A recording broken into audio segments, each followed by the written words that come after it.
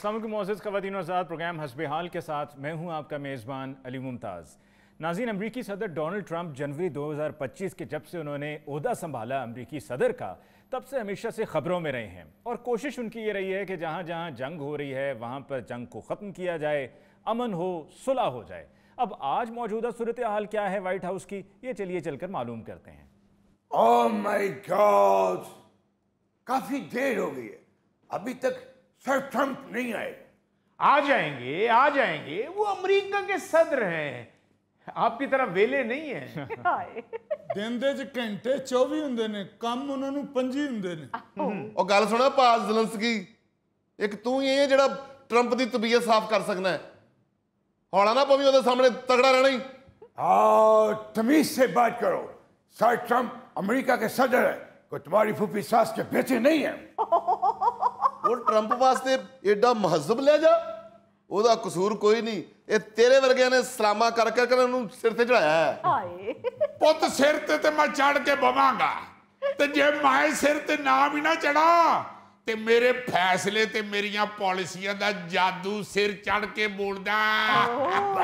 वाह वाह सर, क्या बात की आपने, आज तो हीरो ही लगे। ਤੇਰੇ ਸਦਕੇ ਜਾਵਾ, ਹੁਣ ਆਇਆ ਨਾ ਸਿੱਧੀ ਰਾਹ ਤੇ।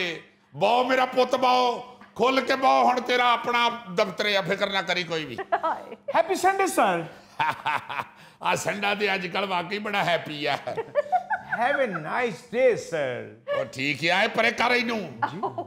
ਅੱਜ ਜਦੋਂ ਦੀ ਮੇਰੇ ਕੰਨ ਚ ਲੰਗੀ ਆ, ਮੈਂ ਬੰਦੂਕ ਕੋਲੋਂ ਇਤਿਆਤ ਕਰਨਾ, ਖਬਰਦਾਰੀ ਮੇਰੇ ਨੇੜੇ ਨਾ ਲਿਆਵੀਂ। How are you sir? ਇੱਕ ਮਿੰਟ ਮੰਨੀ ਜਰਾ ਸਾਹ ਲੈ ਲੈਣ ਦੇ। ਆ ਕੇਸ ਜਿੱਤਣ ਦੀ ਖੁਸ਼ੀ ਚ ਮੈਂ ਭੰਗੜੇ ਕੀ ਪਾ ਬੈਠਾ, ਮੇਰੇ ਆ ਗੋਡੇ ਚੋਂ ਟੀਸਾਂ ਉੱਠਣ ਡਈਆਂ। ਐਵੇਂ ਪਤਾ ਨਹੀਂ ਕਾਹਦੇ ਭੰਗੜੇ ਪਾਈ ਜਾਂਦੇ ਆ ਤੂੰ। ਲੈ, ਕੇਸ ਜਿੱਤਿਆ ਪੁੱਤ, ਉਹਦੀ ਖੁਸ਼ੀ ਚ ਭੰਗੜੇ ਪਾਏ ਆ। ਹੋਰ ਕੋਈ ਰਾਣੀ ਤਾਜ ਨਹੀਂ ਸੀ ਵਾਈਟ ਹਾਊਸ ਵਿੱਚ ਆਈ ਢੋਲ ਬਜਾਉਣ। बड़ी बात है ट्रंप साहब, वैसे ऐसा होता नहीं है, लेकिन अपील कोर्ट ने आपको फ्रॉड केस में क्लीन चिट दे दी है और साथ में ये कहकर कि जुर्माना बहुत ज्यादा है, आपको $500 मिलियन का जुर्माना भी माफ कर दिया है। अली मुमताज पुत, सिर्फ $500 मिलियन जुर्माना ही नहीं माफ किया, मेरे ते मेरे मुंडियां ते आए ते 2 साल ਲਈ ਜਿਹੜੀਆਂ ਕਾਰੋਬਾਰੀ ਪਾਬੰਦੀਆਂ ਸਨ ਨਾ, ਉਹ ਵੀ ਮੁਅੱਤਲ ਕਰਤੀਆਂ। और मेरी ऑर्गेनाइजेशन ਲਈ 3 साल तक बैंक तो कर्जा ਲੈਣ ਦੀ ਪਾਬੰਦੀ भी खत्म करती ਉਹ ਇਹਨੂੰ ਕੱਲੇ ਨੂੰ ਹੀ ਖੁਸ਼ੀਆਂ ਚੜੀਆਂ, ਤੂੰ ਪਾਣੀ ਵਾਲੀ ਬੰਦੂਕ ਫੜ ਕੇ ਬੈਠਾ। ਸਰ ਜੀ, ਮੈਨੂੰ ਅਸਲੇ ਖਾਨੇ ਵਾਲਿਆਂ ਨੇ ਗੋਲੀਆਂ ਇਸ਼ੂ ਨਹੀਂ ਕੀਤੀਆਂ। ਉੱਤੋਂ ਪੁੱਤ ਅਪੀਲ ਕੋਰਟ ਵਾਲਿਆਂ ਨੇ 2 ਲਫ਼ਜ਼ਾਂ ਚ ਕਹਿਤਾ, ਜਾ ਮਿਸਟਰ ਟਰੰਪ ਜੀ ਲੈ ਆਪਣੀ ਜ਼ਿੰਦਗੀ।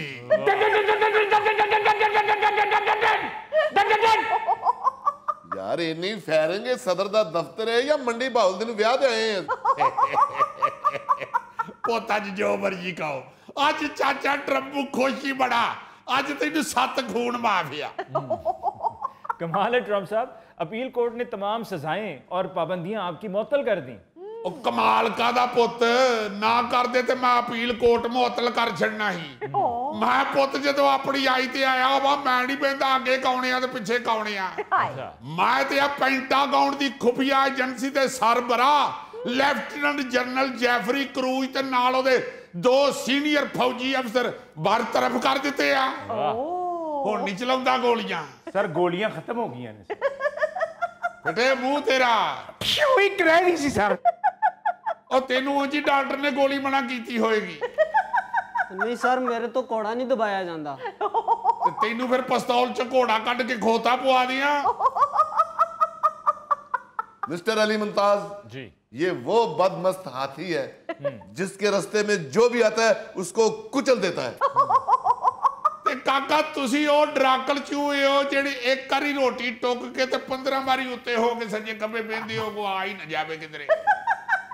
तो मैं ते काका जिदन कुर्सी ते बैठा सा, मैं उदण ही कहता सी, ओ मेरे आन दे खड़ाक बड़े होणगे, मेरे आन दे खड़ाक बड़े होणगे, मजे ते मजा होने आणगे, मजे ते मजा,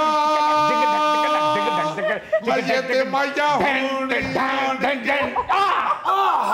क्या क्या क्या कितना सुरीला गा रहे हैं आप। ਉਹ ਬਹਿ ਜਾਏ ਥੇ ਕਿਤਨਾ ਸਰੀਲਾ ਗਾ ਰਿਹਾ ਏਡਾ ਬਸੁਰਾ ਗਾ ਰਿਹਾ ਮਸੀਕੀ ਦਾ ਤੈਨੂੰ ਪਤਾ ਕਿ ਮੈਨੂੰ ਪਤਾ ਮੈਂ ਤੁਹਾਨੂੰ ਦੱਸਾਂ ਮਸੀਕੀ 'ਚ ਮੈਨੂੰ ਟੱਚ ਨਾ ਕਰੋ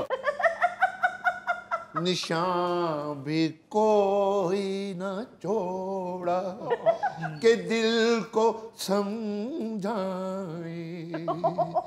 तेरी तलाश में जाए तो हम कहाँ जाए निशान भी कोई न छोड़ा जीवो पे जवानी है मानो क्या कहने। मेहरबानी भावें मैं साबका सदर हाँ पर मसीकी दी नजर नहीं छाड़ता मैं। मिस्टर ट्रम्प इसको छोड़ो, आप ग्रेट हो, आपने जो गाया कमाल गाया, इसका गाने का तो मुझे समझ नहीं आया। ओए कूड़ा वो तेनू मेहंदी संधी भी नहीं पछाण एवें नहीं तू रूस कोलों कुट खा रहा। यार एक मिनट ठहरो, थोड़ा सा टाइम मिला मुझे बात करने दो। मिस्टर ट्रम्प आज तो मेरा ड्रेस ठीक है ना? आह ड्रेस ते तेरा ठीक है पर परफ्यूम भी थोड़ा ला लिया कर। और एक गल मैं होर लोट कीती आ, अब मैं जदों अंदर आया वा तू ना दौड़ के मेरे गोडियां नूं हथ लाया, ना तू मैनूं कहा जीवो पे जवानियां माणो, ना तू दुआं हत्थां नाल मेरा हथ फड़ के चुम्मिया। लो वो क्यों चुमे तेरा हथ? वो तू व्हाइट हाउस दा गद्दी नशीन है या तू ओदे मुर्शद दा मुंडा है? अब्बा मैं जो मर्जी कहता रहो हुण तेरी गल दी टगे दी वैल्यू नहीं। वाह चाचे ट्रंप ने बड़े बड़े सूरमियां नूं राह पाता। नहीं यकीन ते कर जरा प्यूटन नूं फूड ते पुछ ओदे कोलों जिन्नू मेरे नाल गल करदियां 2 बारी अपने मथे तो पसीना पूंजना पै गया। और जानदे हो भाई ਐਵੇਂ ਇਹਨਾਂ ਨੇ ਗੱਲਾਂ ਬਣਾਈਆਂ ਨੇ ਅਲੀ ਸਾਹਿਬ ਜੀ ਉਹਨੇ ਵਿਚਾਰੇ ਨੇ ਪਤਾ ਨਹੀਂ ਅੱਜ ਕਿਤੇ ਉਹ ਖਾਰਜ ਕੀਤੀ ਮੱਥੇ ਤੇ ਇਹਨਾਂ ਰੌਲਾ ਪਾਤਾ ਜੀ ਪਸੀਨਾ ਸਾਫ਼ ਕੀਤਾ ਜਿੱਥੇ ਇਹਨਾਂ ਦੀ ਮੁਲਾਕਾਤ ਹੋਈ ਹੈ ਅਲਾਸਕਾ 'ਚ ਉੱਥੇ ਤੇ ਪਸੀਨਾ ਆ ਹੀ ਨਹੀਂ ਸਕਦਾ। ਅਲਾਸਕਾ ਤਾਂ 6 ਮਹੀਨੇ ਉਂਝ ਹੀ ਜੰਮਿਆ ਰਹਿੰਦਾ। ਅਲੀ ਸਾਹਿਬ ਉੱਥੇ ਤੇ ਕਿਸੇ ਨੂੰ ਪਸੀਨਾ ਆ ਜਾਏ ਤੇ ਉਹ ਖੁਸ਼ੀ ਨਾਲ ਢੋਲਕੀ ਰੱਖ ਲੈਂਦੇ ਨੇ। ਅੱਛਾ ਮੱਥਾ ਚਮਕੇ ਪਸੀਨੇ ਨਾਲ ਤੇ ਭਿੱਜ ਗਏ ਕੁੰਡਲਾਂ ਵਾਲੇ ਵਾਲ मथा चमके पसीने ना ते पिज गए कुंडला वाले दिल खो के ले गई डाची लोकी लब दे चीज गवाची ओ तेनू अखियां करन सवाल ते पिज गए कुंडला वाले इस गाने च कूड़ा झोल लगी है झोल समझना तुम सर ट्रम्प के खिलाफ बोलते हो, मैं तुम लोगों के पास बैठते नहीं। चोर लगी तो सीधा गा दिल को के ले गई डाची लोकी लब दे चीज गवाची मेरी अखियां करन सवाल ते पिज गए आंधन। वाह वाह वाह क्या बात है। इधर वापस आया यार तेरी मेहरबानी। आ वेखिए अली पुत मेरे अपनी मेरे दुश्मन होए पे आ मैं दुनिया दी अहम तरीन मीटिंग जेड़ी मैं प्यूटन नाल करके आया ओदी स्टोरी सुनान दे ते ओने विच अपनी म्यूजिक अकेडमी खोल लई आ। बड़ी तवील मुलाकात रही आपकी सदर प्यूटन के साथ। आपने उनको रेड कार्पेट रिसेप्शन दिया और फिर उसके बाद अपनी गाड़ी में एयरबेस से बिठाकर मीटिंग के मकाम पर पहुंचे। ओ पुत सच्ची जेड़ी गल आ अपनी गड्डी ते मैं उन्हें तां बाया ही 2-3 दिन तो गड्डी मिसिंग करन डई मैं किते राह च खलो गई तो कोई मुंडा होना चाहिए धक्का लाउण वाला। प्यूटन तेनू पता कराटे करूटे खेडदा मुंडा तेज गड्डी नूं धक्का वल ला लैंदा। इस वास्ते मैं उन्हें विच बा लिया ही नाले उतरन तो पहले मैनू प्यूटन ने मैसेज दे उत्ते एक ऑफर भी दिती ही। अच्छा गड्डी तू मगा ले तेल मैं पवमिया गड्डी तू मगा ले तेल मैं पवमिया जे मैं अमरीका नाल रवां ते मैं राजी रहिया। मैं सोचा चलो ऐसे बहाने रूस दा तेल भी चेक हो जाएगा जिदी वजह तो मैं मोदी दे उत्ते 50% टैरिफ लाउण लगा। बेकार तेल है सर, बेकार तेल है। वैसे भी रूसी तेलों में तेल ही नहीं है। एक्सक्यूज मी सर, आपसे एक बात पूछनी थी। जो आपने मुझे नक्शा दिया था उसकी मुझे समझ नहीं आई। ना समझ आउण वाली केड़ी गल आ? ओ दुनिया दा नक्शा ओ केड़ा कौबॉय दियां फिल्मां च लभण वाले खजाने दा नक्शा सर दुनिया का नक्शा तो है मगर उसमें यूक्रेन पूरा नहीं है। ਭਾਜੀ ਨੇ ਦੁਨੀਆ ਦੀ ਮੁਰੰਮਤ ਵਾਸਤੇ ਕਰੇਨਾਂ ਲਾਈਆਂ ਨੇ, ਉਹ ਕਿਸੇ ਕਰੇਨ ਥੱਲੇ ਆਇਆ ਹੋਣਾ। ਮਿਸਟਰ ਜ਼ਲੰਸਕੀ, ਇਹ ਮੋਟੇ ਤੇ ਯਕੀਨ ਨਾ ਕਰੀ, ਇਹਦੀ ਤੇ ਘਰ ਵਾਲੀ ਤੇ ਯਕੀਨ ਨਹੀਂ ਕਰਦੀ। ਇਹ ਤੇ ਉਹ ਮਖਲੂਕ ਹੈ ਜਿਹੜੀ ਜ਼ਿਆਦਾਤਰ ਆਸਤੀਨ 'ਚ ਰਹਿੰਦੀ। ਪੁੱਤ ਤੇਰਾ ਤੇ ਸੜਨਾ ਬਣਦਾ, ਕਿਉਂਕਿ ਮੇਰੀ ਤੇ ਪਿਊਟਨ ਦੀ ਮੁਲਾਕਾਤ ਬੜੀ ਮੁਫੀਦ ਰਹੀ ਆ, ਬੜੀ ਨਤੀਜਾ ਖੇਜ ਸਾਬਤ ਹੋਈ ਆ। ਔਰ ਖੁਸ਼ੀ ਦੀ ਗੱਲ ਇਹ ਆ ਕਿ ਪਿਊਟਨ ਦੇ ਤੇ ਮੇਰੇ ਦਰਮਿਆਨ ਬਹੁਤ ਸਾਰੀਆਂ ਗੱਲਾਂ 'ਚ ਇਤਫਾਕ ਵੀ ਹੋ ਗਿਆ। वाह ਔਰ ਇਹ ਇਤਫਾਕ ਨਾਲ ਨਹੀਂ ਹੋਇਆ, ਇਹਦੇ ਲਈ ਮੈਨੂੰ ਬੜੀ ਮਿਹਨਤ ਕਰਨੀ ਪਈ ਆ। ट्रम्प साहब मसलन किन मौज़ूआत पे इत्तेफाक हो गया, कुछ हमें भी तो बताएं ना कि इस तवील मुलाकात का नतीजा क्या निकला है। ਪੁੱਤ ਵੈਸੇ ਤੇ ਬਹੁਤ ਸਾਰੀਆਂ ਗੱਲਾਂ 'ਚ ਇਤਫਾਕ ਹੋ ਗਿਆ, ਮਗਰ ਮੈਂ ਤੈਨੂੰ ਮੋਟੀਆਂ-ਮੋਟੀਆਂ ਚੰਦ ਗੱਲਾਂ ਦੱਸ ਦੇਣਾ। ਪਹਿਲੀ ਗੱਲ ਤੇ ਇਸ ਤੇ ਇਤਫਾਕ ਹੋ ਗਿਆ ਕਿ ਸਾਡੀ ਜਿੱਥੇ ਵੀ ਮੁਲਾਕਾਤ ਹੋਵੇਗੀ ਉੱਥੇ ਪਹੁੰਚਣ ਵਾਸਤੇ ਗੱਡੀ ਮੈਂ ਮੰਗਾਵਾਂਗਾ, ਤੇਲ ਉਹ ਪਵਾਵੇਗਾ। वाह ਦੂਜਾ ਇਤਫਾਕ ਇਹ ਹੋਇਆ ਕਿ ਮੀਟਿੰਗ ਦੇ ਦੌਰਾਨ ਜਿਹੜੀ ਚਾਹ ਆਉਣੀ ਆ ਉਹਦੇ ਨਾਲ ਕੋਈ ਕਰੀਮ ਕੇਕ, ਕੋਈ ਲਾਲ ਪੀਲੀਆਂ ਉਹ ਆਪਣਾ ਚੇਰੀਆਂ ਵਾਲਾ ਕੇਕ ਨਹੀਂ ਆਵੇਗਾ। अच्छा, ਸਿਰਫ ਫਰੂਟ ਕੇਕ ਆਵੇਗਾ ਜਿਹਦੇ 'ਚ ਸੌਂਗੀਆਂ ਬਹੁਤੀਆਂ ਹੋਣਗੀਆਂ। ਇਹਦੇ ਤੇ ਬੜਾ ਰਟਾ ਪਿਆ ਰਿਹਾ, ਕਿਉਂਕਿ ਪਿਊਟਨ ਚਾਹੁੰਦਾ ਸੀ ਕਿ ਹਾਂ ਚੇਰੀਆਂ ਵਾਲਾ ਕੇਕ ਜ਼ਰੂਰ ਹੋਣਾ ਚਾਹੀਦਾ। ਮੈਂ ਕਿਹਾ ਛੱਡ ਦੇ, ਸਿਰਫ ਫਰੂਟ ਕੇਕ ਆਏਗਾ। ਫਿਰ ਅਖੀਰ ਮੰਨਣਾ ਪਿਆ ਉਹਨੂੰ। ਪੁੱਤ ਅਮਰੀਕਾ ਦੀ ਗੱਲ ਕਿੰਨੇ ਨਹੀਂ ਮੰਨਣੀ। क्या बात है, क्या बात ਤੇਰੇ ਸਦਕੇ ਆਹ ਗੱਲ ਹੁੰਦੀ ਹੈ। क्या बात है। ਨਾਲ ਕਹੀਦਾ ਜਿਉਂਦੇ ਰਹੋ, ਜਿਉਂਦੇ ਰਹੋ। जिंदे रहो, जिंदे रहो। मुझे ये बताएं, मुझे नेटो में शामिल करने के लिए बात क्लियर हो गई है? ਤੂੰ ਕਦ ਲਈ ਹੋਣਾ ਨੈਟੋ 'ਚ ਸ਼ਾਮਲ? ਕਦ ਤੈਨੂੰ ਚਾਅ ਚੜੇ ਆ ਨੈਟੋ 'ਚ ਸ਼ਾਮਲ ਹੋਣ ਦੇ? ਜੇ ਪਿਊਟਨ ਨੂੰ ਗੁੱਸਾ ਚੜਦਾ ਇਸ ਗੱਲ ਤੋਂ ਤਾਂ ਤੂੰ ਕਦ ਲਈ ਉਹਨੂੰ ਗੁੱਸਾ ਚੜਾਉਣਾ? ਛੱਡ ਦੇ ਇਸ ਗੱਲ ਨੂੰ। ਜਿਹੜੇ ਤੂੰ ਨੈਟੋ 'ਚ ਸ਼ਾਮਲ ਹੋ ਕੇ ਅੰਬ ਚੂਪਣਿਆ, ਉਹ ਇੱਥੇ ਮੇਰੇ ਕੋਲ ਆ ਕੇ ਬਹਿ ਕੇ ਚੂਪ ਲਿਆ ਕਰ। ਉਹ ਭਾਈ ਇਹਦੇ ਕੋਲੋਂ ਕੋਈ ਚੰਗੇ ਦੀ ਉਮੀਦ ਨਾ ਰੱਖਣਾ, ਇਹਨੇ ਤੁਹਾਨੂੰ ਵੀ ਲੈ ਡੁੱਬਣਾ ਜੇ। यार इस तरह की बातें न करो, मुझे तो पहले नक्शे में यूक्रेन नहीं मिल रहा। ਉਹ ਇੱਧਰ ਬਹਾ ਮੈਨੂੰ। ਰੋਵੇਂ ਸਦਰ ਬਣਨ ਨੂੰ, ਸਦਰ ਤੋਂ ਬਣ ਗਿਆ ਮੁਲਕ ਦਾ ਤੇ ਨਕਸ਼ਾ ਤੈਨੂੰ ਵੇਖਣਾ ਨਹੀਂ ਆਉਂਦਾ। ਆ ਨਾਲੇ ਆ ਬੂਟਾਂ ਤੇ ਪਾਲਿਸ਼ ਮਾਰ ਕੇ ਆ ਕਰ, ਆ ਮਿੱਟੀ ਵਾਲੇ ਬੂਟ ਲੈ ਕੇ ਅੰਦਰ ਆ ਵੜਨਾ, ਸਾਰੇ ਵਾਈਟ ਹਾਊਸ ਦਾ ਫਰਸ਼ ਗੱਦਾ ਕਰਕੇ ਟੁਰ ਜਾਂਦਾ। सर इसमें यूक्रेन नहीं है। ਓਏ ਆ ਤੈਨੂੰ ਨਜ਼ਰ ਨਹੀਂ ਆਉਂਦਾ? ਆ ਹੋਰ ਕੋਕਾਫ ਆ ਵੇ ਇੱਥੋਂ ਲੈ ਕੇ ਤੇ ਇੱਥੋਂ ਤੱਕ ਯੂਕਰੇਨ। सर ये तो रूस का हिस्सा नजर आ रहा है। ਉਹ ਹੈ ਤੇ ਨਕਸ਼ੇ ਦੇ ਵਿੱਚ ਹੀ ਨਾ। ਆ ਮੈਂ ਕੱਢ ਕੇ ਕਿਤੇ ਜੇਬ 'ਚ ਤੇ ਨਹੀਂ ਪਾ ਲਿਆ। ਆ ਪੜ ਇਹਨੂੰ ਨਾ ਤੇ ਨਸ਼ਕਾ, ਇਹਨੂੰ ਨਾਮਰਾਦ ਨੂੰ ਨਕਸ਼ਾ ਵੇਖ ਕੇ ਤੇ ਮੇਦਾ ਖਰਾਬ ਹੋ ਜਾਣਾ ਇਹਦਾ। ਬਹੁਤ ਮੇਰਾ ਪੁੱਤ ਘਬਰਾਣਾ, ਇੱਥੇ ਹੀ ਆ ਤੇਰਾ ਯੂਕਰੇਨ। ਆ ਜਾਂਦੀਆਂ ਵਿਸ਼ਾਖਾ ਮੁੰਡਿਆਂ ਕੋਲੋਂ ਥੋੜਾ ਜਿਹਾ ਯੂਕਰੇਨ ਹੋਰ ਲੈ ਜਾਵੀ, ਡਬਲ ਛਾਪਰ 'ਚ ਪਾ ਕੇ ਦੇਣਾ ਇਹਨੂੰ ਯੂਕਰੇਨ। ਕਿਧਰੇ ਰਾਹ 'ਚ ਫੇਰ ਡੇਗ ਪਵੇ ਤੇ ਆ ਕੇ ਆਖੇ ਮੇਰਾ ਯੂਕਰੇਨ ਨਹੀਂ ਲੱਭਣ ਡੇ ਆ। Okay sir. ਪੁੱਤ ਗੱਲ ਪਤਾ ਕੀ ਆ ਜ਼ਲੰਸਕੀ, ਮੈਂ ਪੁੱਤ ਜੰਗ ਰਕਾਉਣੀ ਆ ਹਰ ਹਾਲਤ 'ਚ। ਤੁਹਾਡੀ ਜੰਗ ਰੁਕੇਗੀ ਤੇ ਫੇਰ ਮੈਨੂੰ ਮਿਲੇਗਾ ਨੋਬਲ ਪ੍ਰਾਈਜ਼। ਤੇ ਜੇ ਮੈਨੂੰ ਨੋਬਲ ਪ੍ਰਾਈਜ਼ ਨਾ ਮਿਲਿਆ ਤੇ ਮੈਂ ਹੱਥੀ ਬੰਬ ਮਾਰ ਕੇ ਤੇਰੇ ਯੂਕਰੇਨ ਤੇ ਉਡਾ ਦੇਣਾ ਤੇਰਾ ਸਾਰਾ ਕੁਝ। ਸਮਝ ਆਈ ਹੂ, ਬਾਂਦਰੀ ਦੇ ਪੈਰ ਸੜੇ ਸੀ ਤੇ ਉਹਨੇ ਆਪਣੇ ਬੱਚੇ ਪੈਰਾਂ ਥੱਲੇ ਰੱਖ ਲਏ ਸੀ। ਓਏ ਐਨਕ ਵਾਲੇ ਹਲਵਾ ਕੱਦੂ, ਕਿਹੜੀਆਂ ਮਸਾਲਾਂ ਦੇਣ ਡੇ ਆ? ਆਪਣੇ ਸਦਰ ਨੂੰ ਹੀ ਬਾਂਦਰੀ ਬਣਾਉਣ ਡੇ ਆ। ਆਪਣੀ ਮਿਸਾਲ ਦੇ ਲੈ। ਇਹਨੂੰ ਇੱਕ ਵਾਰੀ ਭੁੱਖ ਲੱਗੀ ਸੀ ਤੇ ਇਹਨੇ ਆਪਣੇ 2 ਵੱਡੇ ਮੁੰਡੇ ਵੇਚ ਛੱਡੇ ਹਨ। मिस्टर प्रेसिडेंट, ये आपको नोबेल प्राइज का क्या जुनून चढ़ गया है? आप सिर्फ अमन के लिए भाग दौड़ करें, अवार्ड आपको खुद मिल जाएगा। ਵੈਸੇ ਹੱਦ ਹੋ ਗਈ ਆਲੀ ਮੁਮਤਾਜ਼ ਪੁੱਤ, ਮੈਨੂੰ ਤੇਰੇ ਕੋਲ ਇਹ ਉਮੀਦ ਨਹੀਂ ਸੀ। ਆ ਗੱਲ ਕਰ ਕੋ ਕਰਨ ਵਾਲੀ, ਮੈਂ ਅਮਨ ਵਾਸਤੇ ਭੱਜ ਨੱਸ ਕਰਨ ਡੇ ਆ ਮੁੰਡੇ ਨੂੰ ਮੈਂ ਕਦ ਲਈ ਹਾਰ ਦੂਜੇ ਦਿਨ ਬੁਲਾ ਲੈਣਾ। ਮੈਂ ਕਿਹੜਾ ਇਹਦੇ ਨਾਲ ਕੜਵਾਂਜ ਦੀ ਬਾਜੀ ਲਾਣੀ ਹੁੰਦੀ ਆ। सर आप पाकिस्तानियों से बहुत बहुत खुश हैं, क्योंकि पाकिस्तानियों ने ही बॉस को नोबेल प्राइज के लिए नॉमिनेट किया है। ਉਹ ਪੁੱਤ ਪਾਕਿਸਤਾਨੀ ਆਈ ਬੜੀ ਸਿਆਣੀ ਕੌਮ, यस ਏਡੇ ਦਲੇਰ ਲੋਕ ਨੇ, ਕਿਆ ਕਹਿਣੇ।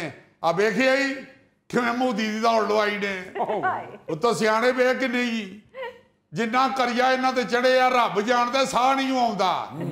ਤੇ ਐਸੇ ਬੱਬਰ ਸ਼ੇਰ ਦਲੇਰ ਨੇ ਇੰਨੇ ਕਰੀਏ ਦੇ ਬਾਵਜੂਦ 50 ਬੰਦਿਆਂ ਦੇ ਤਾਫੇ ਲੈ ਕੇ ਤੇ ਸੈਰਾਂ ਕਰਨ ਡਏ ਆ ਹੈ ਹੀ ਪ੍ਰਵਾਹ ਪਾਕਿਸਤਾਨੀਆਂ ਨੂੰ ਕਿਸੇ ਦੀ ਅੱਧੀ ਕੌਮ ਤੇ ਪਾਨਾ ਸੀਟਾਂ ਦੀ ਦੁਕਾਨ ਤੇ ਬਾਹਰ ਫਟਿਆਂ ਤੇ ਬਹਿ ਕੇ ਸੂਟੇ ਲਾਉਣ ਡਈ ਆ ਬਾਕੀ ਰਹਿ ਗਈ ਪੁੱਤ ਨੋਬਲ ਪ੍ਰਾਈਜ਼ ਦੀ ਗੱਲ ਉਹਦਾ ਹੱਕਦਾਰ ਹੀ ਮੈਂ ਆ ਮੈਂ ਕੋ ਐਵੇਂ ਨਹੀਂ ਕਹਿੰਦਾ ਗੱਲ ਮੈਂ ਉਹੀ ਕਰਨਾ ਜਿਹੜੀ 16 ਨੇ ਸਹੀ ਤੇ ਪੱਕੀ ਹੁੰਦੀ ਆ Oh yes.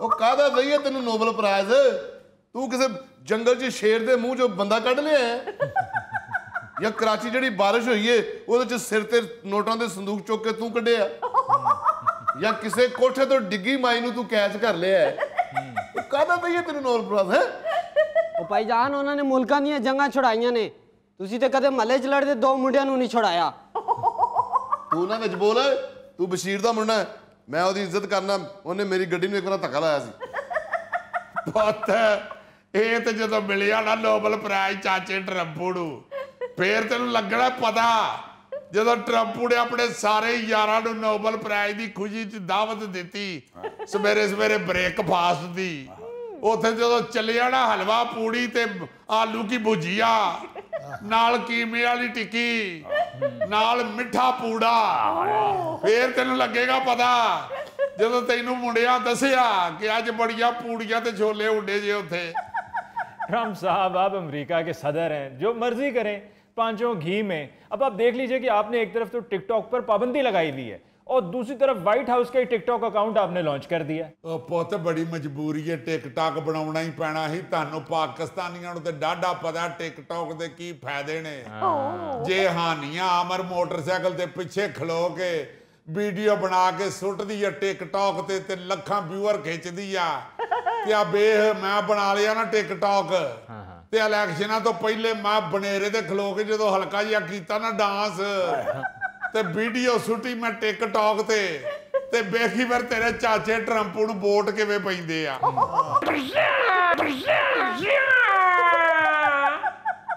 नाज़रीन इसके साथ ही हम लेते हैं एक ब्रेक, मिलते हैं ब्रेक के बाद। मैं क्या बताऊं, अम्मी ने तो मारा ही मारा, अब्बू ने भी मुझे मारा। ਓਏ ਹੋਏ ਹੋਏ ਜੇ ਨਹੀਂ ਰਜਿਆ ਤੇ ਹੁਣ ਅਸੀਂ ਡਾਂਗਾ ਫੜ ਲੈਂਦੇ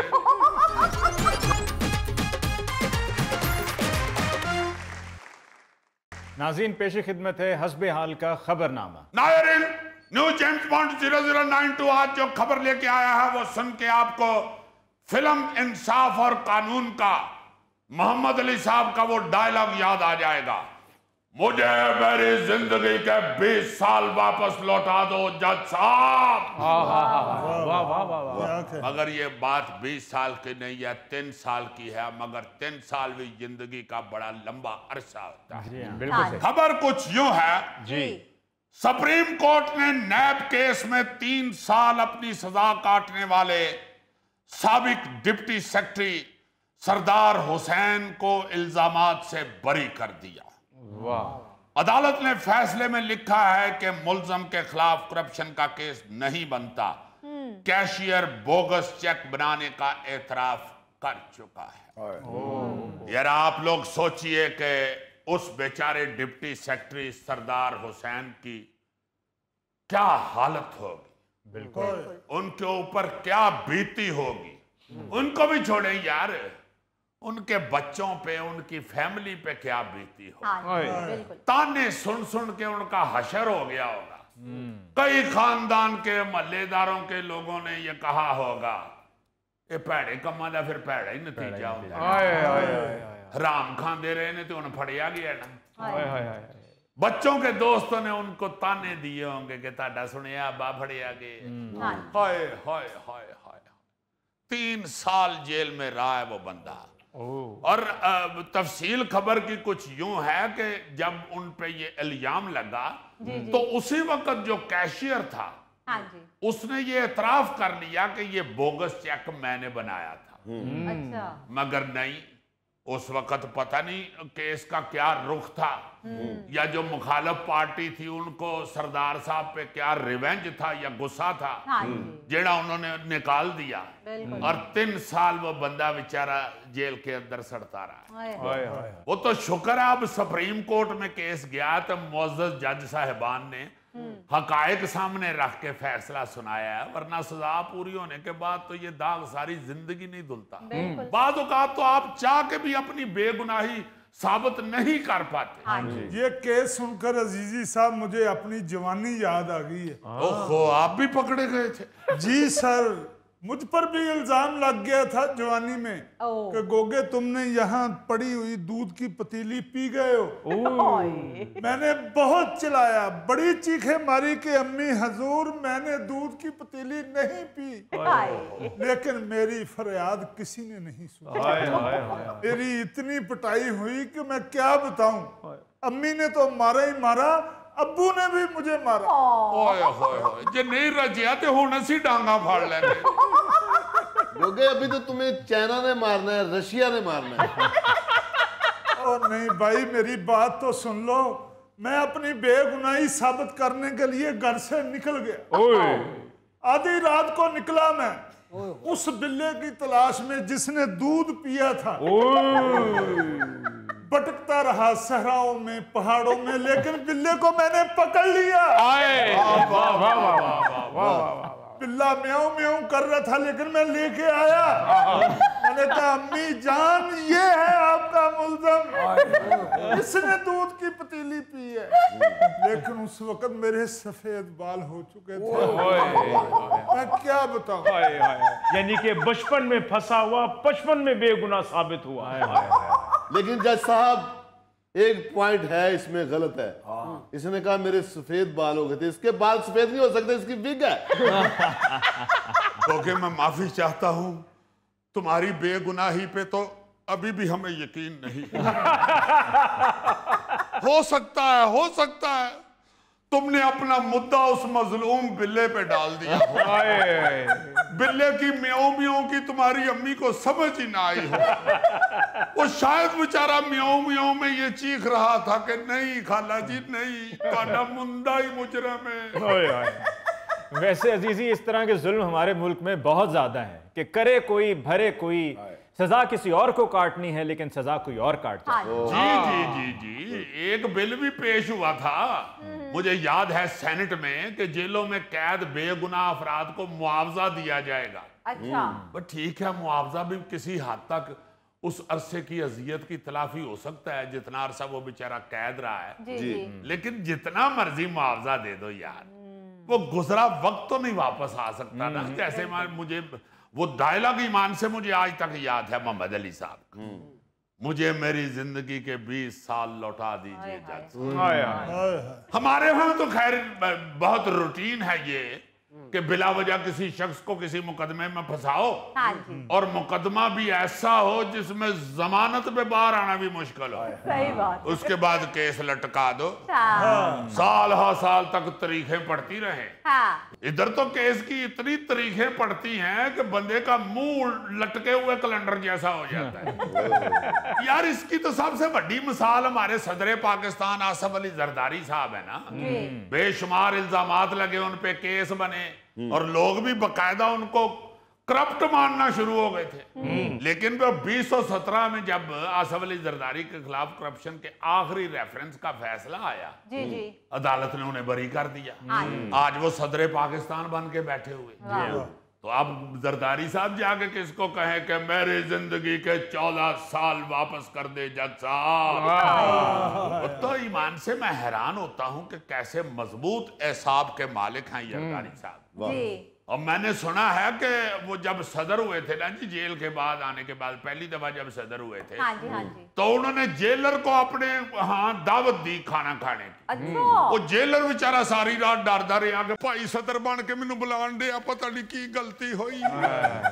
वो जब दूसरे दिन प्रेसिडेंसी में गया वो जेलर, उन्होंने कहा आओ चलो मेरे साथ बैठ के खाना खाओ। मैंने कहा जी।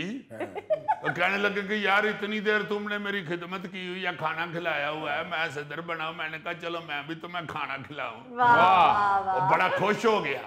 उसने फिर जाते हुए कहा कि जरदारी साहब आपका कुछ सामान जेल में पड़ा हुआ है, वो जनाब मैं आपको दे दूं। हाय हाय हाय, जरदारी साहब आगे से कहते हैं नहीं पड़ा रहने दो, शायद फिर जेल में आना पड़े।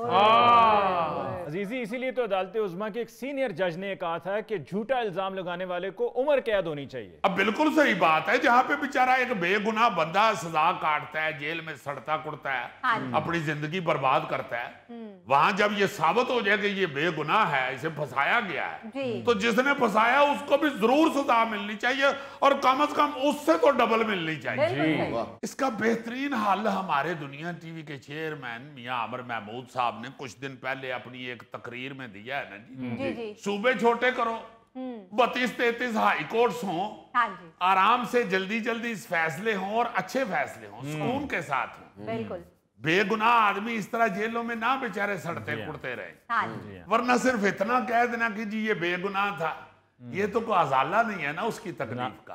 और मैंने पहले भी एक लतीफा सुनाया था ना जी, वो बंदा को एक अपने घर में हंसी खुशी जिंदगी गुजारता रहा बेचारा, मुंह पे हासा उसा ला के।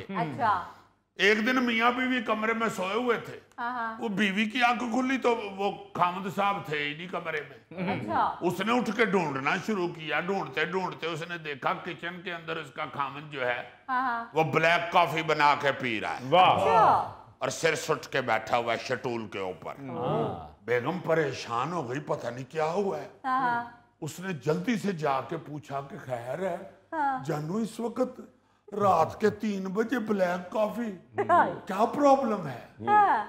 कहता कुछ नहीं, बस जाके सो जा। कहते हैं नहीं कुछ तो बताओ, मैं तुम्हारी लाइफ पार्टनर हूँ, हमारे तुम्हारे दुख साझे हैं, प्लीज कुछ तो बताओ। कहता नहीं कोई बात नहीं, हे दुख मैं ही जान लवा तू जा। उसने कहा मुझे बताओ तो सही। कहता याद है तुम्हें जब तुम्हारा और मेरा लव चल रहा था तो मैं तुम्हें एक दिन छुप छुपा के तुम्हारे घर मिलने के लिए आया था, और ऊपर से तुम्हारे वालिद साहब ने देख लिया था और उन्होंने मुझे पकड़ लिया था, और उन्होंने कहा था तुम्हारे पास 2 ऑप्शन है, या तो अभी मेरी बेटी के साथ निकाह पढ़ाओ, और दूसरी ऑप्शन ये है कि मैं पुलिस को बुलाता हूँ तो मैं 20 साल कैद करवाऊंगा। कहती है हाँ मुझे याद है। कहता फिर मैंने डर के पहली ऑप्शन मान ली थी, दूसरी नहीं थी मानी। कहती है हाँ मुझे याद है।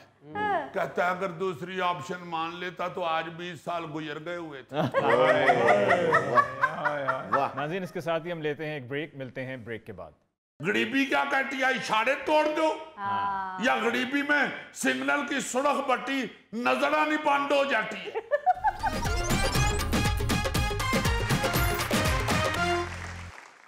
अच्छा जी, कल आपने लाहौर में एक अजीब तमाशा देखा। ये फिरोजपुर रोड पे अरफा करीम टावर के पास ट्रैफिक वार्डन के चलान करने पर एक रिक्शा ड्राइवर एहतजाजन खंबे पर चढ़ गया। जी जी देखा जी, वो कई घंटे तमाशा लगा रहा है। गरीब आदमी अली साहब और क्या करे। और भाई जी गरीब आदमी, कौन सा गरीब आदमी? आप क्या नाम है आपका? गोगा जी। देखे ना जरा, ये वाहिद बंदा है जिसने अपने नाम के साथ खुद ही जी लगाया हो। गोगा ओए, गरीब आदमी क्या करे? ठीक है मुझे इसकी गरीब आदमी के साथ हमदर्दी है इसकी गुर्बत की वजह से, मगर इसकी हरकतों से मुझे बिल्कुल हमदर्दी नहीं है। चलान हुआ तो खंबे के ऊपर चढ़ पे है, या तो तुम सियानी बिल्ली हो तो खंबा नोचने के लिए उसके ऊपर चढ़ गई हो, या तुम अपने सर में से जुएं निकाल के खाने वाली मखलूक हो इसलिए खंबे पे चढ़ गई हो। खंबे पे चढ़ने का क्या टुक बनता है मुझे ये बताएं जरा। जो तो जेब खाली हुए तो फिर बंदा की करेगा? जेब खाली तो खंबे के ऊपर स्टेट बैंक ऑफ पाकिस्तान लिखा हुआ था। अली साहब 2 दिन तो फाके कटे ने, 2 दिन तो इत्तेफाकिया तो तंग, वो तो बीवी तो भी तंग, इस तो चंगा सी मैं क्या फिर खुदकुशी की थी। फाकिया तो खुदकुशी करने की क्या जरूरत है? रक्षा तुम्हारे पास है, बाल बच्चा अपना बीवी अपनी भी पड़ जाए, हमारी रक्षे में बिठाओ, किसी दरबार पे जाओ, उधर जाके तो अपना फाका खत्म करो और छापड़ में 60 रात का खाना भी डलवा के घर जाओ। और आपको पता है मायूसी गुनाह है। हाँ जी। दरबार ते जांदे भी ताडे वर्गे वार्डन ने चलान कर देना। असल दुख तो रक्षा ड्राइवरों का यही है कि उनकी 2 दिन की कमाई एक चलान खा जाता है। तो हमें क्या इनका चलान करने से 2 नफलों का सवाब मिलता है? अब आप सब बताएं, सारे माशाल्लाह सियाने बयाने आदमी बैठे हुए हैं, गौड़ी साहब मैं इनमें आपको भी सियाना बयाना कह रहा हूँ। मुझे पता है, मुझे पता है। मैं अब आप जरा खुद बताएं, जी जी। जब रक्षा वन वे पे डाल के शॉर्टकट मारेंगे तो चलान ना करें तो और क्या करें, दूसरी साइड पे खड़े होके तालियां बजा के इनके गले में हाथ डालें। परेशानियां अपनी जगह, लेकिन कानून अपनी जगह है, डिसिप्लिन अपनी जगह है। बिल्कुल। गरीबी क्या कहती है, इशारे तोड़ दो। या गरीबी में सिग्नल की सुरख बत्ती नजर आनी बंद हो जाती है। और भाई परेशानी च बंदे नूं अपनी होश नहीं रहिंदी ते इशारे दी किहनूं होश रहनी है। हुण ते मैं फैसला कर लिया, हुण किसी वार्डन ने मेरा चलान कीता ना ते मैं अपने रक्षण नूं ओदे सामने अग ला दिया। सुन रहे हैं। और भाई इतनी जज्बाती होकर जिंदगी बसर नहीं होती। बिल्कुल। कल भी जब ये अली मुमताज साहब खंबे पे चढ़ रहा था तो पहले मैंने सोचा शायद को वापडा का अहलकार है। अच्छा। फिर इसके हाथ में ना को पेचकस प्लास था, ना इसने को बेल्ट बांधी हुई थी। अच्छा। फिर मुझे शक हुआ कि शायद खंबे के ऊपर इसका कोई गुड्डा फंस गया। फिर मुझे याद आया गुड्डा कहाँ फंसना है, बसंत पे तो हुकूमत ने सख्ती से पाबंदी लगाई हुई है। हाँ जी। इतनी देर में ये खंबे पे जाके तारों के दरमियान यूं बैठ गया बड़े आराम के साथ, जैसे सारी जिंदगी सर्कस में काम करता रहा। और इतना तेज है, हाथ में पानी वाली बोतल पकड़ी हुई है।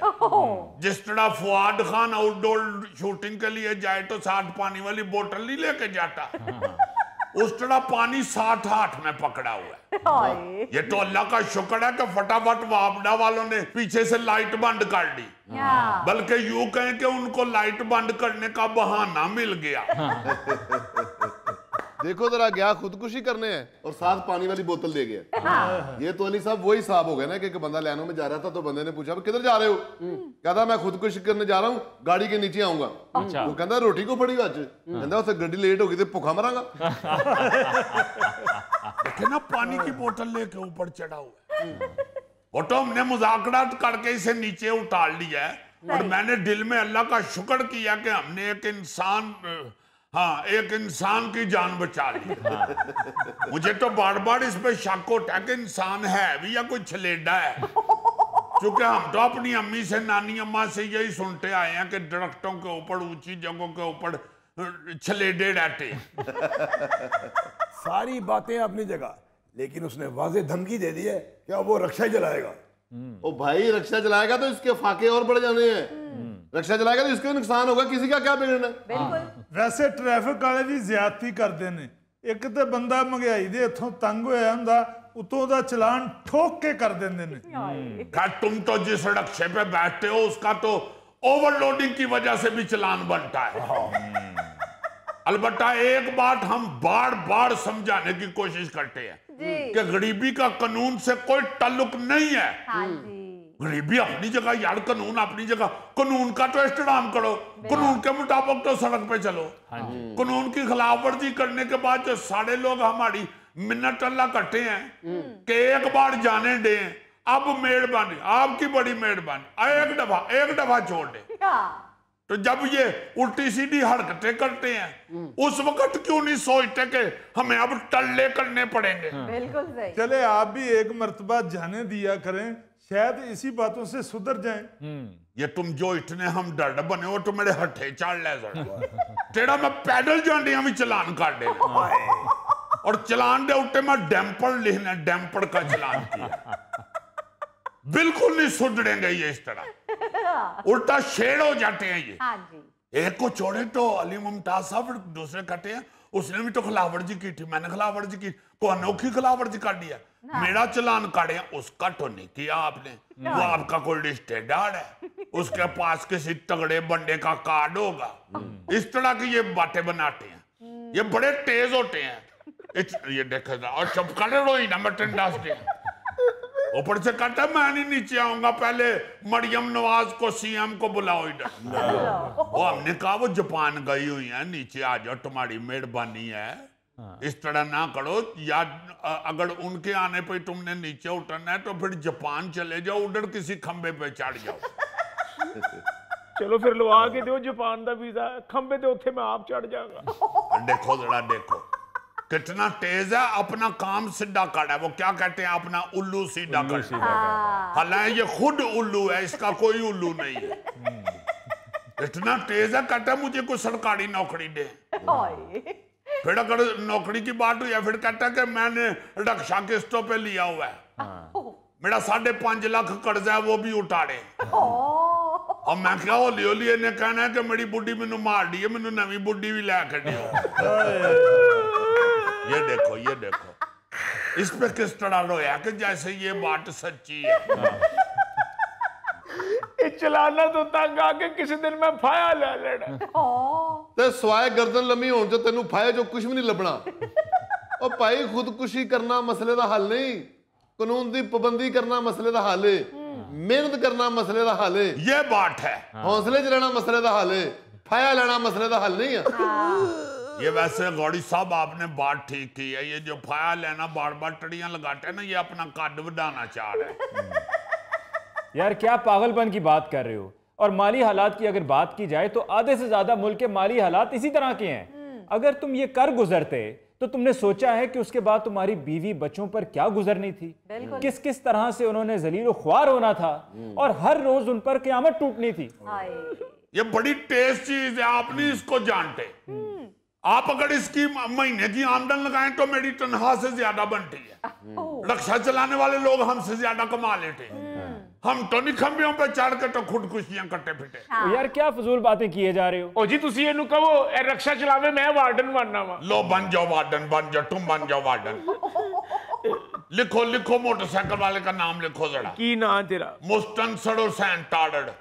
ना की ये तेरा? मुस्तन सड़ो सेंटार्ड। मैं ना पूछ रहा हूं। मैं ना ही लिखा रहा और मैं तेन नुस्खा लिखा रहा। यार चलो वापस करो अपनी ये चलान बुक उन्हें। इधर दो। नाम लिखना नहीं आता तो मैं जी वार्डन बन जाता हूँ। वैसे भी एडा का वार्डन बनया बहुत बुरा लगेगा। मोटरसाइकिल वाले डोरेमोन कह के भज्या करने। सुन रहे हो किस किस तरह की बातें सुननी पड़ती हैं हमें। आपको क्या पता है? और यार अगर अपनी अपनी डोमेन में रहकर काम किया जाए, मेहनत की जाए तो अल्लाह उसमें बरकत डालता है, दूसरों की तरफ नहीं देखते हैं। बात ये है जी कि हौसला तो करे। इसकी बीवी कहती है जी पहले हमारा रक्षा खराब था, ये बेचारे ने रक्षा ठीक कराया तो निकला तो इसका चलान हो गया। बीवी इसको ये भी तो समझाए ना वो बहन हमारी कि गैर कानूनी काम ना करे। अगर आपको पता है आपको तो फिर ज्यादा मोटाट होना चाहिए। अगर आप ये समझते हैं कि पहले हम कर्जा चढ़ गया या हम पहले परेशान है तो फिर तो और ज्यादा कानून को ओबे करे।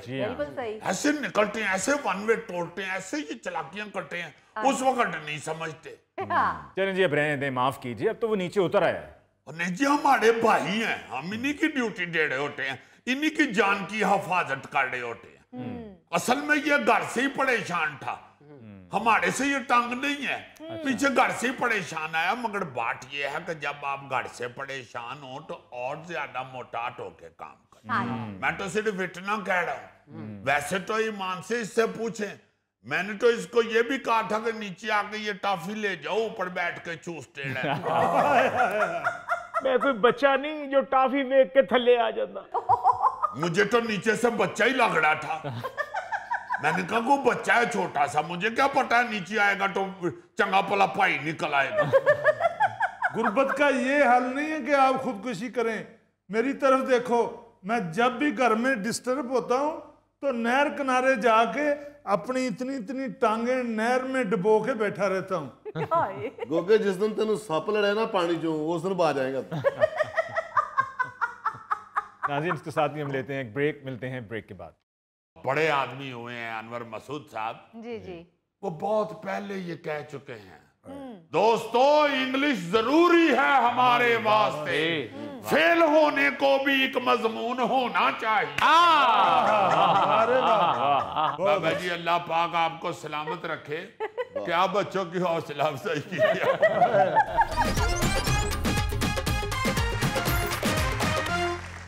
अच्छा जी, आज आपको इतनी प्यारी मासूम सी दिल को छू लेने वाली बात बताने लगा हूं जी कि आप सारे ही उसका मजा लेंगे। वाह वाह वाह वाह वाह। लाहौर बोर्ड के एक सिख स्टूडेंट ओनकार सिंह ने ये 9th क्लास में हाँ जी। 555 में से 550 नंबर लेके सारी पोजीशनों पे कब्जा कर लिया। वाह वाह वाह वाह, बहुत खूब। क्या बात है, वाह। वो सिख है बच्चा, हाँ जी। ओंकार सिंह। अच्छा और सबसे मजे की जो बात है वो क्या है जी, आप सुनेंगे तो आप खुश हो जाएंगे। जी जी। उसने बाकी मजमूनों के साथ साथ इस्लामियात और तर्जमातुल कुरान में भी 98% नंबर लिए।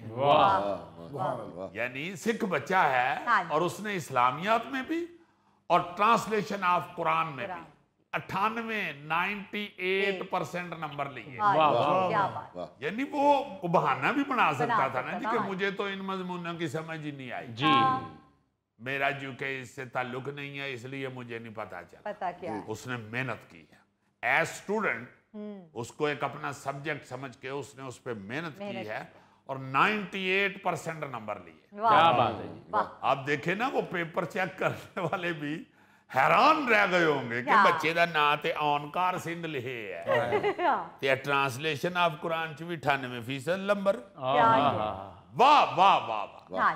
ये बात मैं आपको इसलिए बता रहा हूँ कि 9वीं जमात के रिजल्ट आए हैं अभी, आपको पता हाँ है। जी, हाँ जी सर। और जिस तरह के रिजल्ट निकले हैं वो भी आप सबको पता है। बिल्कुल। उसके बाद कई बच्चे तो काफी दिनों से घर से बाहर ही बैठ रहे हैं ज्यादातर, क्योंकि घर वालों ने उन्हें शाबाशी इतनी जोर जोर से दी है कि वो बेचारे बाहर ही गली में बैठ के हल्का हल्का रो रहे हैं। पूरे पंजाब के बोर्ड में सबसे अच्छा रिजल्ट डेरा गाजी खान बोर्ड का निकला है, जहां 57% रिजल्ट है। मतलब ऐसे रिजल्ट देखे तो ये क्या है, कुछ भी नहीं। हाँ जी। मगर फिर भी वो जो है पोजीशन, जो हालात हैं उस हवाले से तो वो टॉप पे है। बाकी 8 बोर्ड उससे नीचे हैं और कई तो 50% से भी नीचे हैं। 50% से भी नीचे रिजल्ट है कई बोर्ड का। और हस्बे मामूल, हस्बे आदत सबसे ज्यादा सप्लियां जिन मजमूनों में आई है वो अंग्रेजी और उर्दू है। हाय हाय हाय हाय, सारे ये होए पे। यानी एक हमारी कौमी जुबान और दूसरी इंटरनेशनल जुबान, दोनों ही नहीं हम सीखना चाहते। दोनों में टका के सप्लियां ली हैं बच्चे, क्योंकि बुजुर्ग समझाते हैं ना कि मैट्रिक बुनियाद होती है।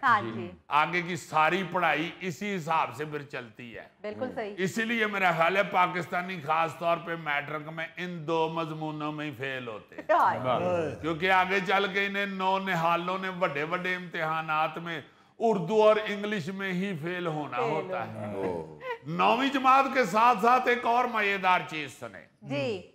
एक और बड़ा अहम इम्तिहान होता है हमारे यहाँ जिसका रिजल्ट निकला है जी हाँ, federal public service commission CSS यानी मुकाबले के तहरीरी इम्तिहान का रिजल्ट भी अनाउंस हुआ है। अच्छा।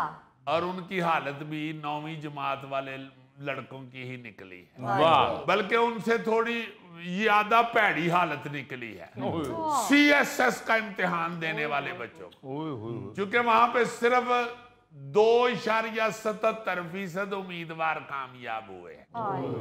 CSS के इम्तिहान में 2.77% बच्चे पास हुए हैं, बाकी 97% फेल।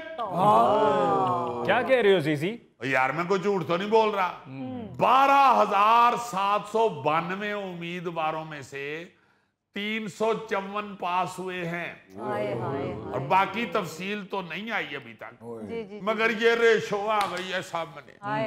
लेकिन पिछले रिजल्ट देखते हुए और पिछले रिकॉर्ड को अगर देखा जाए तो ये कहा जा सकता है कि सबसे ज्यादा बच्चे CSS में भी इंग्लिश और उर्दू में ही फेल हों, क्योंकि पिछले साल CSS के इम्तिहान की कुछ जो तफसीलात थी वो कौमी असम्बली में पेश की गई थी। अच्छा। उसमें मुख्तलिफ मज़ामीन में पास और फेल होने वालों में 3 साल यानी 2019, 2020, 2021 की रिपोर्ट थी।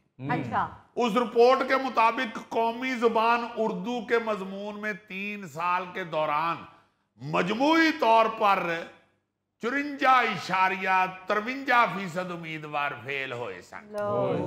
उर्दू च कौमी जबान वाले परचे च 54.53% उम्मीदवार फेल, जबकि अंग्रेजी में तो 92% उम्मीदवार फेल हुए। देखो ना जरा, जिन मुल्कों ने तरक्की की है उनके छोटे छोटे बच्चे अंग्रेजी बोलते हैं। यार वो तो होते ही अंग्रेजों के बच्चे हैं। यार अंग्रेजियां दे बच्चियां दे कोई 4 कानून देने। ओ भाई वो उनकी मादरी जुबान है, घर में वही बोली जाती है। हाँ जी। लो जी आप इधर मादरी जुबान के पर्चे करवा के वेख ले, जे ना सारे जी निकलन ते फिर कह। नहीं यार तुम्हारी पंजाबी तो बहुत अच्छी है। अब पंजाबी ही अच्छी है या पंजाबी अच्छी है तो या मेरे को जेड़ी मोटरसाइकिल है ना वो बहुत अच्छी है, क्योंकि मैंने लै भी जाती है तो लै भी आती है। लेकिन बाकी मजमूनों के मुकाबले में इंग्लिश का तो एक अलग ही मुकाम है पाकिस्तान में। कोई उसके नजदीक भी नहीं फटक सकता, क्योंकि प्रोफेसर अनवर मसूद साहब, अल्लाह ताला उनको सलामत रखे और हमारे सर पे उनका साया रहे, आमीन। हमारे बहुत बड़े आदमी हुए हैं अनवर मसूद साहब जी जी। वो बहुत पहले ये कह चुके हैं, दोस्तों इंग्लिश जरूरी है हमारे वास्ते। वाह। दोस्तों इंग्लिश जरूरी है हमारे वास्ते, फेल होने को भी एक मजमून होना चाहिए। हाय हाय हाय, वाह वाह वाह वाह अनवर साहब, बाबा जी अल्लाह पाक आपको सलामत रखे। क्या बच्चों की हौसला अफजाई की, क्या क्यूट बात है। दोस्तों इंग्लिश जरूरी है हमारे वास्ते, फेल होने को भी एक मजमून होना चाहिए। और जो हमारे हस्बे हाल के शायर हैं, बल्कि अब तो पूरे पाकिस्तान के नामवर पोएट हैं, डॉक्टर ताहिर शहीर साहब। कभी कभी अजीजी उनको जुगत करते होते हैं आप। डॉक्टर ताहिर शहीर यार स्मार्ट आदमी है, ऐसे ना कहो। ਇਹੋ ਜਿਹਾ बकरा ईद तो एक दिन पहले चोरी ਹੁੰਦਾ है। तो मुझे हर दफा कहना पड़ता है, क्योंकि वो एक बड़ा आदमी है, मेरा वो छोटा भाई है, मैं इसके लिए उसको छेड़ता हूँ। क्या अच्छा कथा है डॉक्टर ताहिर शहीर का भी। निचोड़ा रात दिन ऐसा निकाला तेल इंग्लिश ने, निचोड़ा रात दिन ऐसा निकाला तेल इंग्लिश ने, हमारी कौम को अक्सर कराया फेल इंग्लिश ने। अजाब ऐसा है ये मजमून जो टाले न टलता है, ये मंजर सेम रहता है नतीजा जब निकलता है।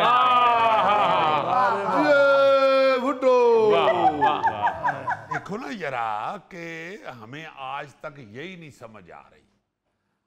मुझे याद है अच्छी तरह, ये वजीर आला थे उस वक्त जो हमारे आजकल वजीर आजम भाजनस हैं, अपना शहबाज शरीफ साहब। वो वजीर आला थे तो उन्होंने कहा कि जी इंग्लिश जो है ये नर्सरी से हर स्कूल में लाजमी करार दी जाए।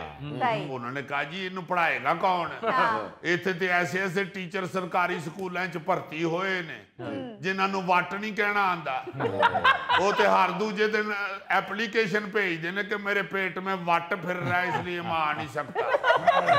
तो इंग्लिश पढ़ाएगा कौन। उन्होंने कहा यार ये प्राइमरी के जो बच्चे हैं इनकी इंग्लिश तो ये जो टीचर हैं बेसिक, ये 2-3 महीने में बेसिक चीजें सीख सकते हैं। इस दफा जो गर्मियों की छुट्टियां होंगी उसमें इनको छुट्टी ना दें, वर्कशॉप इनको दी जाए इंग्लिश की। तो सारे टीचरों ने हड़ताल कर दी थी, शोरो गोगा कर दिया था कि क्यों जी असी अपनी छुट्टियां खत्म करिए, की गल है तुहानू इन्ना अंग्रेजी का शौक है ना तो वजीर आला साहब आप आके पढ़ा लिया करो इन्हें। नहीं था किसी ने भी माना। हाँ जी सर बिल्कुल। मतलब कोई इनिशिएटिव ही नहीं ले रहा कि ये जो मसला है इसको जड़ से खत्म किया जाए। बिल्कुल। अब नर्सरी से शुरू हो जाए बच्चों को पढ़ाना है इंग्लिश। अब जब आप 5वीं क्लास यानी 6ठी क्लास से जब आप बच्चों को अंग्रेजी पढ़ा रहे हैं या बड़े स्कूलों में जाके पढ़ाते हैं तो बच्चे बेचारे नहीं समझ पाते। वो फिर कई बच्चे बीच में, बल्कि अक्सर बच्चे बीच में ये रह जाते हैं। जी तुम्हें भी वट का मतलब नहीं आता? नहीं पहले नहीं था आता, फिर एक दिन अब्बा जी ने मैंने वट के चपेट मारी। उसके बाद वट नहीं भूले होंगे। उसके बाद मैं वट नहीं भूलिया। नाज़रीन इसके साथ ही आज के प्रोग्राम हस्बे हाल का वक्त खत्म हुआ चाहते हैं। अपने मेज़बान अली मुमताज़ को दीजिए इजाज़त। अल्लाह ने के बाद।